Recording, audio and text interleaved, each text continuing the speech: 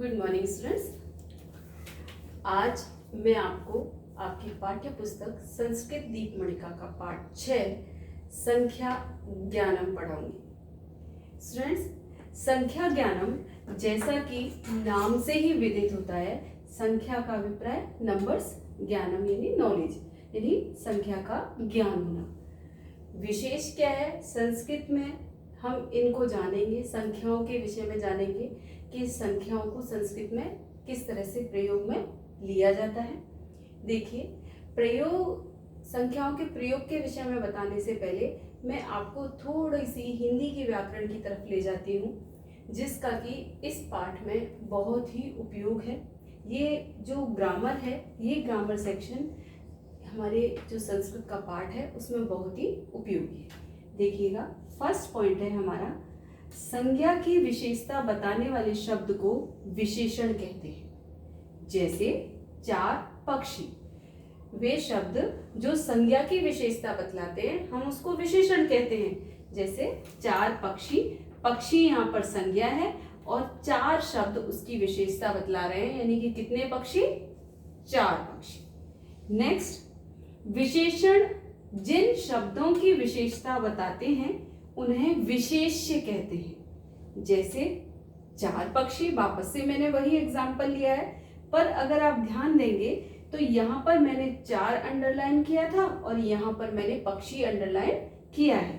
देखिए, मैंने कहा विशेषण जिन शब्दों की विशेषता बतलाते हैं उन्हें विशेष्य कहते हैं। यहाँ पर हमने यहाँ पर देखा चार हमारा विशेषण है और यहाँ पर हम देख रहे हैं कि चार जो शब्द है वो किसकी विशेषता बतला रहा है, पक्षियों की। क्या विशेषता बतला रहा है कि वो चार है। तो यहाँ पर पक्षी हो गया विशेष्य और चार हो गया विशेषण। ठीक है, नेक्स्ट आ जाते हैं अपने टॉपिक पर। हमारा टॉपिक है संख्या ज्ञानम, संख्या का ज्ञान। एक निश्चित संख्या का बोध कराने वाले विशेषण शब्दों को संख्यावाची विशेषण कहते हैं। जे ऐसे ऐसे विशेषण शब्द जिनसे हमें एक निश्चित संख्या का बोध होता हो उन्हें हम संख्यावाची विशेषण कहते हैं। हम वापस से यही एग्जांपल ले लेते हैं। चार पक्षी, पक्षियों की संख्या कितनी है, चार, यानी एक निश्चित संख्या का हमको बोध हो रहा है।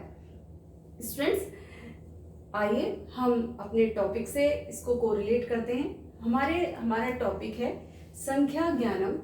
संस्कृत में संख्याओं का अलग अलग लिंगों में अलग अलग तरह से प्रयोग होता है। जैसे पुल्लिंग के लिए अलग संख्या होती है, स्त्रीलिंग के लिए अलग संख्या होती है। वहीं संस्कृत में एक और लिंग है, जैसा कि हम जानते हैं नपुंसक लिंग, उसके लिए अलग संख्या होती है।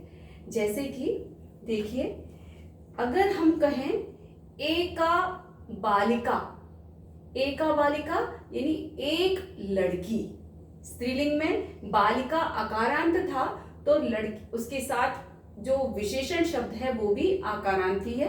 बालिका आकारांत है तो जो उसके साथ विशेषण शब्द है वो भी आकारांत है। एका बालिका, एक लड़की। दूसरा मैं उदाहरण देती हूं, एकः बालकः, एक बालक। बालक शब्द अकारांत है तो उसके संग संख्यावाची जो शब्द विशेषण है वो भी अकारांत है, यानी एक बालक।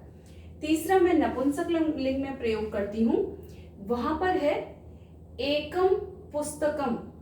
एकम यानी एक, पुस्तकम यानी पुस्तक। यहाँ पर पुस्तकम में हलंत मां का प्रयोग अंत में किया गया है, वैसे ही एक शब्द के साथ भी एकम है, यानी जैसा विशेष्य होगा वैसा ही विशेषण होगा। यदि स्त्रीलिंग में विशेष्य आकारांत है तो विशेषण भी आकारांत होगा। विशेषण अगर पुल्लिंग में विशेष्य अकारांत है तो विशेषण भी अकारांत होगा। और नपुंसक लिंग में विशेष्य यदि हलंत मां है तो विशेषण भी हलंत मां होगा।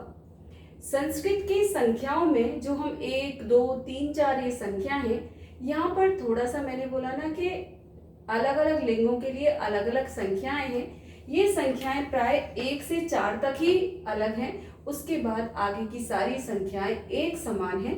यहाँ पर हम देख लेते हैं कि ये 1 से 4 तक की संख्याएं अलग अलग लिंग में किस तरह से परिवर्तित हो जाती हैं। देखिएगा, पुल्लिंग में जहां पर होता है एक को हम कहते हैं एकह, वहीं स्त्रीलिंग में एकः हो जाता है एका, और नपुंसक लिंग में एकः हो जाता है एकम।